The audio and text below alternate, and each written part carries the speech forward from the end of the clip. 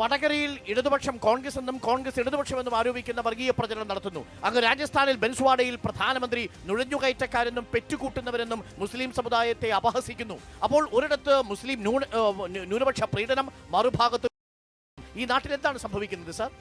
അല്ല അരുണേ, ഞങ്ങൾ ഇതൊന്നും പറയാത്ത കാലത്ത് ഞങ്ങൾക്ക് ചാർത്തി തന്നതാണല്ലോ ഇതൊക്കെ. എന്റെ ഇടതുവശത്ത് ഇരിക്കുന്നവര് എന്താ ശീലാവതിമാരാണല്ലോ കേരളത്തില്. അല്ല സാർ, ഒന്ന് ക്ഷമിക്കൂന്നേ, നിങ്ങൾ വേളം വെച്ചപ്പോൾ ഞാൻ വേണ്ടിയില്ലല്ലോ. ഒരു മര്യാദയല്ലേ കാണിക്കട്ടെ നമ്മള്. ഞാൻ ചോദിക്കട്ടെ, ഇത് കേരളത്തിൽ നമ്മുടെ മൂക്കിന്റെ താഴെയാണ് അരുൺ നടന്നിരിക്കുന്നത്. ഒരാൾ ദീനിന്റെ സ്ഥാനാർത്ഥിയായി അവതരിക്കുന്നു, അയാളെ സ്വീകരിക്കാൻ ചില പ്രത്യേക മുദ്രകൾ പ്രയോഗിക്കുന്നു, മറ്റൊരാൾ കാഫിറാവുന്നു. എവിടെയാ?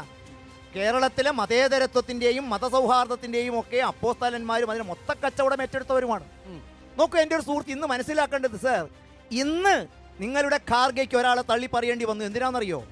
നിങ്ങളൊന്ന് ശ്രദ്ധിക്കണം. നിങ്ങളുടെ നേതാവിനെ ഇന്ന് മണിശങ്കർ അയ്യരെ തള്ളി പറയേണ്ടി വന്നു. ഇന്നലെ അതിശക്തമായ വർണ്ണവെറിയുടെ പേരില് സാമ്പിത്രോടെ തള്ളി പറയേണ്ടി വന്നു. മാത്രമല്ല, നിങ്ങൾ പറഞ്ഞ മതി അവരൊക്കെ തള്ളി പറയുന്നുണ്ട്. ബി ജെ പി ആരെ തള്ളി പറഞ്ഞു? അല്ല, ബി ജെ പി തള്ളി പറയേണ്ട രൂപത്തിൽ ചെയ്തിട്ടുണ്ടെങ്കിൽ ബി ജെ പി തള്ളി പറയും. ആത്യന്തികമായി റിപ്പോർട്ടർ ചാനൽ അല്ല,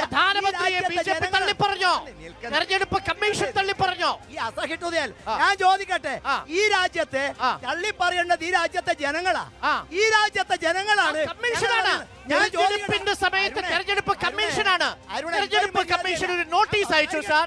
ആ നോട്ടീസിന് നിങ്ങൾ മറുപടി കൊടുത്തോ? രാജസ്ഥാനിലെ ബൻസ്വാരയിലും ജലോറിലും നടത്തിയ വിദ്വേഷ പ്രസംഗത്തിന്റെ പേരിൽ തെരഞ്ഞെടുപ്പ് കമ്മീഷൻ നോട്ടീസ് അയച്ചല്ലോ. മറുപടി ഇതുവരെ കൊടുത്തിട്ടില്ല. അല്ല, ഒരു നോട്ടീസ് കിട്ടിയാൽ അതിന്റെ ഏറ്റവും കുറ്റമാണോ? ഞാൻ ചോദിക്കട്ടെ, ഇവിടെയും എത്ര രാഹുൽ ഗാന്ധിക്ക് ഞങ്ങൾ കൊടുത്തതിന് നോട്ടീസ് അയച്ചിട്ടുണ്ട്. വയനാട്ടിൽ അതിന്റെ അത്ര കുറ്റവാളിയാണെന്നാണോ? നോട്ടീസുകൾ നിങ്ങൾ നിരവധി അയക്കൂ, പക്ഷെ അവസാനം ആത്യന്തികമായിട്ട് വിധി എഴുതേണ്ടത് ആരാ? ഒരു കാര്യം അരുണ ഇവിടെ സത്യമാണ്, തരാതരം പോലെ അവസരം കിട്ടുമ്പോ നമ്മുടെ ആളുകൾ ഇക്കയാകും, ചിലർ കാഫർ. ഞാൻ ഒറ്റ ചോദ്യം സുഹൃത്തു, അല്ല ഇവിടെ ഇമ്പിച്ചോ അനുസരിച്ചപ്പോൾ ആരും അയാളെ ഇക്ക എന്ന് വിളിച്ചിട്ടില്ലല്ലോ. പ്രായം ഉണ്ടായിരുന്നല്ലോ. അപ്പൊ സഖാവ് അപമാനകരവും ഇക്ക സ്വീകാര്യവുമാവുന്ന എവിടെയാ? മറ്റൊരാൾക്ക് ദീനാകും. നോക്കിയ തരാതരം പോലെ അവസരം കിട്ടുമ്പോ ഒക്കെ കലർത്തുന്നു വോട്ടിൽ എന്നുള്ളതാണ്. എന്താ പ്രതികരണം? പറഞ്ഞോ പെട്ടെന്ന്. ബി ജെ പിക്കും CPM ഒരേ സ്വരാണ്. അവിടെ ബി ജെ പി മുസ്ലിം പ്രീണനം നടത്തുന്നു പറയുമ്പോ ഇവിടെ പിണറായി വിജയൻ മുസ്ലിം പ്രീണനം നടത്തുന്നു, കോൺഗ്രസ് പ്രീണനം നടത്തുന്നു. രണ്ട് ഭാഗത്തും കോൺഗ്രസിനെ മുസ്ലിം പ്രീണനം നടത്തുന്നു. മോദിന്റെ അതേ സ്വരല്ലേ ഇവിടെ CPM നടത്തുന്നത്? കോൺഗ്രസ് മുസ്ലിം പ്രീണനം നടത്തുന്നു. ഇവിടെ ഇപ്പൊ നേരത്തെ ചോദിച്ച ചോദ്യം ഷാഫി എന്തുകൊണ്ട് പറഞ്ഞില്ല എന്നാ. CPM തീർക്കുന്ന അജണ്ടക്ക് ഷാഫി മറുപടി പറയണമെന്ന് പറയുന്നതിന് ഞങ്ങൾക്ക് മനസ്സിലാകുന്നില്ല. CPM ഒരു അജണ്ട തീർക്കുക, ആ അജണ്ടക്കൊപ്പം ഈ നാട് ചലിക്കണമെന്ന് നിങ്ങൾ പറയുന്നതാണ്. അതായത് കാഫിർ എന്നൊരു പ്രയോഗം ഇടതു ഹാൻഡിലുകൾ ഉണ്ടാക്കി ഷാഫി മറുപടി പറയണമെന്നാണ് നിതീഷ് പറയുന്നത് എന്ന് പറഞ്ഞാൽ ഞങ്ങൾക്ക് മനസ്സിലായി. മറുപടി സ്പെസിഫിക് ക്വസ്റ്റ്യൻ ഞാൻ പറയാം. ഇത് മാത്രല്ല, ഇവർ ഈ പറയുന്ന വിഷയം ചെറുപ്പക്കാരോ UDF പറയുന്നതല്ല. ഞാൻ പറയും, ഈ തെരഞ്ഞെടുപ്പിൽ ഇത് മാത്രമാണ് ചർച്ച ചെയ്തത്. ലവ് ജിഹാദുമായി ബന്ധപ്പെട്ട് ടീച്ചർ അനുകൂലമായി പ്രതികരിച്ചു എന്ന് പറഞ്ഞ് വ്യാപകമായി ഇവർ പ്രചരിപ്പിച്ചില്ലേ?